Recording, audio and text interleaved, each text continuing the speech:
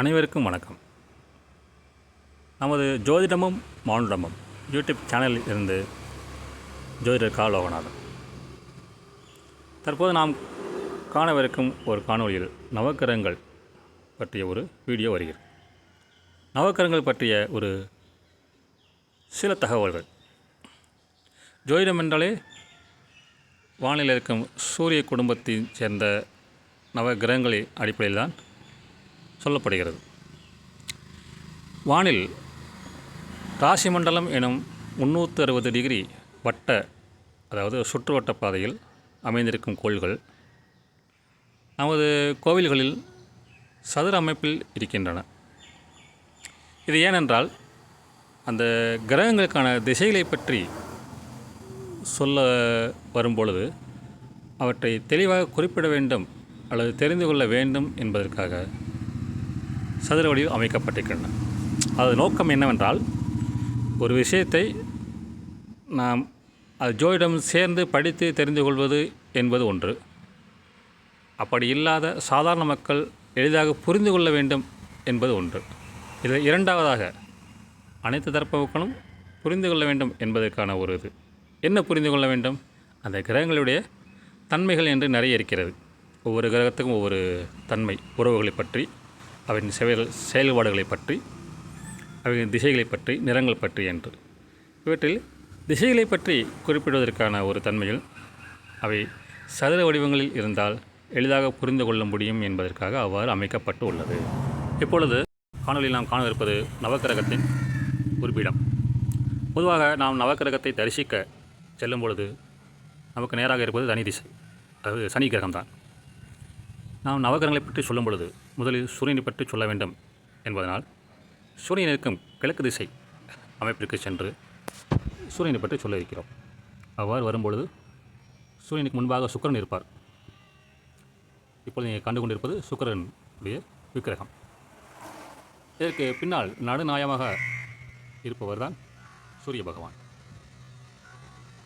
நாம் முன்னரே சொன்னோம் அல்லவா, சூரிய குடும்பம் என்பது சூரியன் வீட்டிருப்பதை மையமாக வீட்டிருப்பது, அதை சுற்றி கிரகங்கள் வருவதால் சூரிய குடும்பம் அதற்கு தலைவனாக சூரியன் என்பதை ஜோதிடம் குறிப்பிடுகிறது. அந்த சூரியனுக்கு உரிய திசை என்பது, இப்பொழுது நடுவில் இருக்கும் சூரியன் காணப்படுகின்றார் இந்த காணொலியில். அவருக்குரிய திசை கிழக்கு. அவருக்குரிய நிறம் என்பதும் இளஞ்சிவப்பு நிறம். நாம் கன்னியாகுமரி போன்ற இடங்களில் சூரிய உதயம் பார்த்திருந்தால் உதயத்தின் போது சூரிய பகவானுடைய நிறம் என்பது இளஞ்சிவப்பு நிறத்தில் இருக்கும். இது சூரியனை பற்றிய ஒரு சிறு தகவல். அதன் பின்னர் இப்பொழுது நாம் காண இருப்பது சூரியனுக்கு முன்னதாக இருக்கும் சுக்கிரனை பற்றி. சுக்கிரனுடைய திசையும் கிழக்கு நோக்கியே அமைந்திருக்கிறது. இந்த திசையில் அமர்ந்திருப்பதற்கு காரணம் உண்டு. அதாவது இந்த திசையில் அந்த கிரகங்களுக்கான, அதை எப்படி சொல்வது, கதிர்வீச்சு அல்லது மின்காந்த அலைகள் என்று கூட வைத்துக்கொள்ளலாம். அது எவ்வாறு நமது பூமிக்கு ஈர்ப்பு விசை என்று இருக்கிறதோ அதுபோல் அந்த கிரகங்களுக்குரிய ஈர்ப்பு விசை என்று கூட வைத்துக்கொள்வோம்.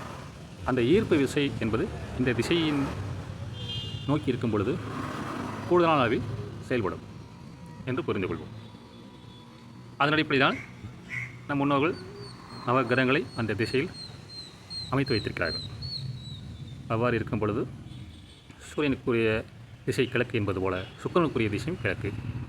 தற்போது நாம் கண்டுகொண்டிருப்பது அதே கிழக்கு திசையில் புதன் கிரகம் பற்றியும். இப்பொழுது புதனுக்குரிய நிறம் பச்சை.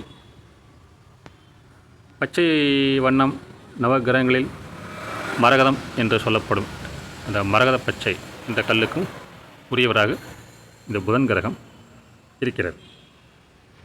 அதுபோல் சுக்கிரனுக்குரிய நவ ரத்தினங்களில் வைரம் என்பது சுக்கிரனுக்குரியதாக இருக்கும். அடுத்து சந்திரன் கிரகம். இந்த சந்திரன் கிரகம் மேற்கு நோக்கி அமைந்திருக்கும். சூரியன் எப்படி கிழக்கோ அதற்குரியது மேற்கு. கன்னியாகுமரியில் நிறைய பேர் சென்று இதற்காகவே காண செல்வார்கள். எவ்வாறென்றால் சூரியன் அஸ்தமிக்கும் பொழுது சந்திரனுடைய உதயத்தை பார்ப்பது என்று. அவ்வாறு அதாவது சூரியனுக்கு எதிர்ப்பதமாக இது இருக்கும் என்பதை குறிப்பதற்காக. இந்த சந்திரனுக்குரிய நிறம் வெண்மை. இதுக்குரிய நவரத்னங்களில் முத்து என்பது சந்திரனுக்குரியதாக இருக்கும். பின்னர் வருவது செவ்வாய், மங்களகாரகன் எனும் செவ்வாய் கிரகம். அந்த செவ்வாய்க்குரிய திசை தெற்கு. அந்த தெற்கு திசை உடைய ஈர்ப்பு விசை செவ்வாய்க்கு அதிகம் இருக்கும். இந்த செவ்வாய்க்குரிய நிறம் என்பது சிவப்பு. சூரியனுக்குரியது இளம் சிவப்பு. இந்த செவ்வாய்க்குரிய நிறம் அடர் சிவப்பு என்று வைத்துக்கொள்ளலாம். அதுக்கு உரிய நவரத்தினக்கல் பவளம். பவளத்தின் நிறம் எப்படி இருக்கும் என்று நீங்கள் பார்த்திருந்தால் அதனுடைய சிவப்பு வண்ணத்தை பற்றியும் நீங்கள் எளிதாக புரிந்து கொள்ள முடியும். ராகுவை பற்றி தெரிந்து கொள்வோம். ராகுவுடைய திசை தெற்கு. எப்படி செவ்வாய் தெற்கோ அதுபோன்றே ராகு. செவ்வாய்க்குரிய குணங்களும் ராகுவுடைய குணங்களும் பெரும்பாலும் ஒத்த தன்மையாக ஜோதிடத்தில் குறிப்பிடப்படும். அப்படிப்பட்ட ராகுவுடைய வண்ணம் கருப்பு. ஜோதிடத்தில் ராகு கேதுவை கேது செம்பாம்பு என்றும் ராகு கரும்பாம்பு என்றும் சொல்வார்கள். அவ்வகையில் ராகுவுடைய நிறம் கருப்பு. இதற்கு அடுத்து சனி பகவான். சனி பகவானை பற்றி நாம் சொல்லவே தேவையில்லை. ஏனென்றால் அந்தளவுக்கு மிக பிரபலமானவர். அவரை பற்றி சொல்லாமலே தெரிந்து வைத்திருப்பதே மனித இயல்பு. இருந்தாலும் சொல்வோம். சனி பகவானுக்குரிய திசை மேற்கு. அவருக்கு உரிய வண்ணம் கருப்பு மற்றும் கருநீலம். கருப்பு கருநீலம் என்று ஏன் சொல்கிறோம் என்றால், ஒரு நிறங்களில் அடர்த்தியான தன்மை என்று வரும்பொழுது கருநீலம் என்பது கருப்பு போன்றே தோன்றும். கருப்பும் என்பதும் ஒன்றாக தோன்பதால் இரு நிறங்களுக்கு உரியவராக. ஆனால் விஷயம் ஒன்றுதான். கருப்பாக இருப்பது சனி பகவான் என்று தெரிந்து கொள்ளலாம். இதற்கு அடுத்ததாக நவக்கிரகங்கள் அமர்ந்து இருப்பவர் கேது. இந்த கேது பகவானுக்குரிய திசையும் தெற்கு தான். செவ்வாய் ராகு எப்படி தெற்கோ அதே போன்று நான் முன்னர் சொன்னது போல் நவக்கிரகங்களில் கேது செம்பாம்பு ராகு கரும்பாம்பு என்று குறிப்பிடுவது போல் கேதுவுக்குரிய நிறம்